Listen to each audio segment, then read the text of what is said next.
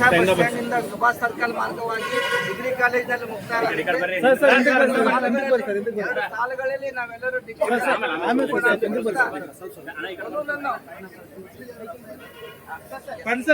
ಸಿಕ್ತಾಗಿ ಎರಡು ಲೈನಲ್ಲಿ ನಾವೆಲ್ಲರೂ ಮೂವ್ ಆಗ್ಬೇಕು. ಡಿಗ್ರಿ ಕಾಲೇಜ್ವರೆಗೂ ಟ್ರಾಫಿಕ್ ಇರುತ್ತೆ. ಒಂದ್ ಸೈಡ್ ಲೆಫ್ಟ್ ಸೈಡ್ ಇಂದ 2 ಲೈನ್ ಮಾಡ್ಕೊಂಡು ಡಿಗ್ರಿ ಕಾಲೇಜ್ವರೆಗೂ ಎಲ್ಲರೂ ಮೂವ್ ಆಗ್ಬೇಕು ಅಂತ ಹೇಳಿ ಕೇಳ್ಕೊತಾ ಈಗ ಮಾನ್ಯ ಶಾಸಕರು ಹಾಗೂ ಜಿಲ್ಲಾಧಿಕಾರಿಗಳು ಇತರೆ ಗಣ್ಯರು ನನ್ನ ಆಕಾಶಕ್ಕೆ ಚಿಮ್ಮುವ ಮೂಲಕ ಕಾರ್ಯಕ್ರಮಗಳಿಗೆ ಚಾಲನೆ ಕೊಡಬೇಕು ಅಂತ ಹೇಳಿದ್ದಾರೆ.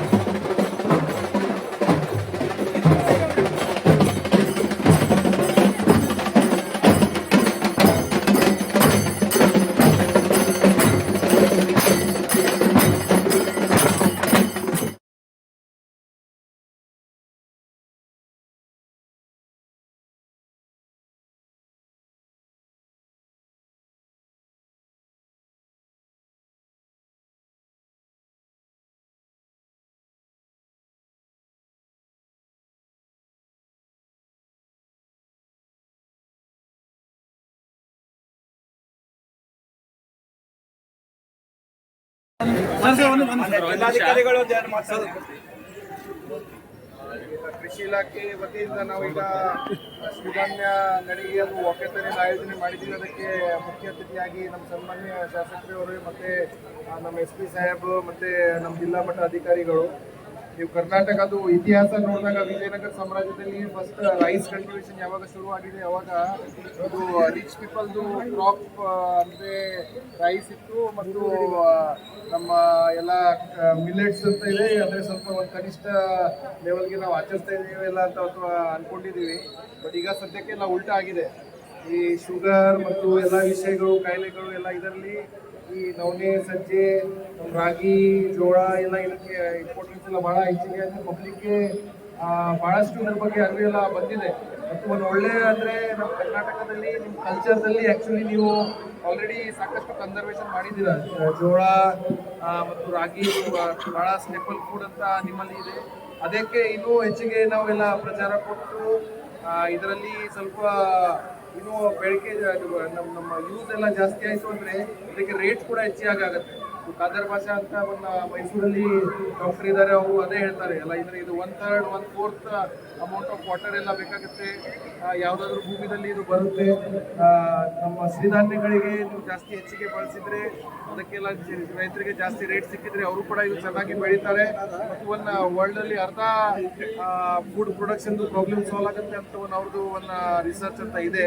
ಸೊ ಅದೇ ಮಾರ್ಗದಲ್ಲಿ ನಾವು ಕೂಡ ಆಚರಣೆ ಮಾಡಿ ಇದೆಲ್ಲ ಹೆಚ್ಚಿಗೆ ಅಮೌಂಟಲ್ಲಿ ಇದೆಲ್ಲ ಸ್ವಲ್ಪ ಬಳಸಿ ನಮ್ಮ ಆರೋಗ್ಯದು ಮತ್ತು ನಮ್ಮ ಪರ್ಯಾವರಣದ್ದು ಕೂಡ ಒಂದು ಥರನ ನಾವು ಸಂವರ್ಧನೆ ಮಾಡ್ಬೋದು ಅಂತ ಹೇಳ್ತಾ ನಮ್ಮ ಮಾನ್ಯ ಶಾಸಕರಿಂದ ಅದೆರಡು ಮಾತನಾಡುವ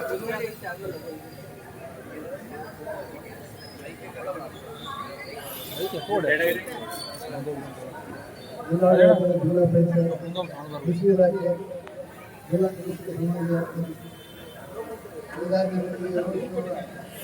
ಕಾರ್ಯಕ್ರಮದಲ್ಲಿ ಭಾಗವಹಿಸುವಂತ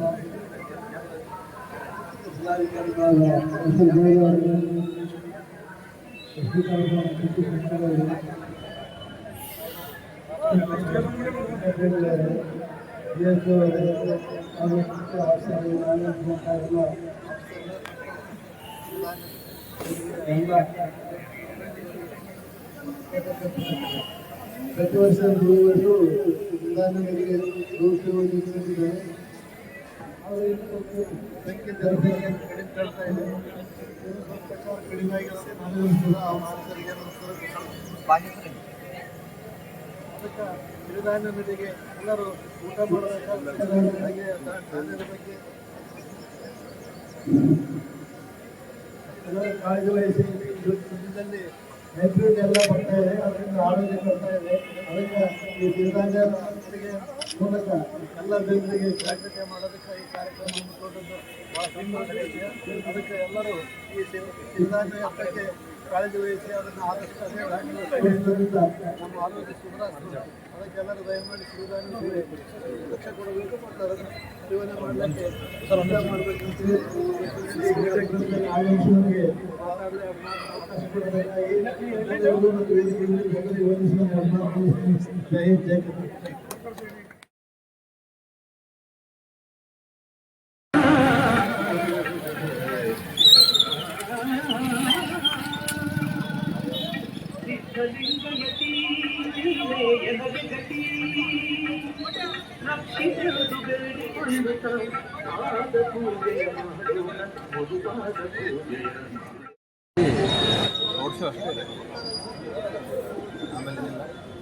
ಅಣ್ಣ ಬಾಟ್ಲ್ ಮನಸ್ಬಿಡ್ರಿ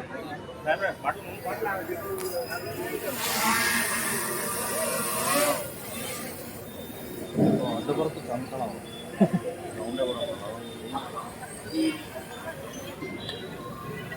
ಎಲ್ರಿಗೂ ಮುಂಜಾನೆ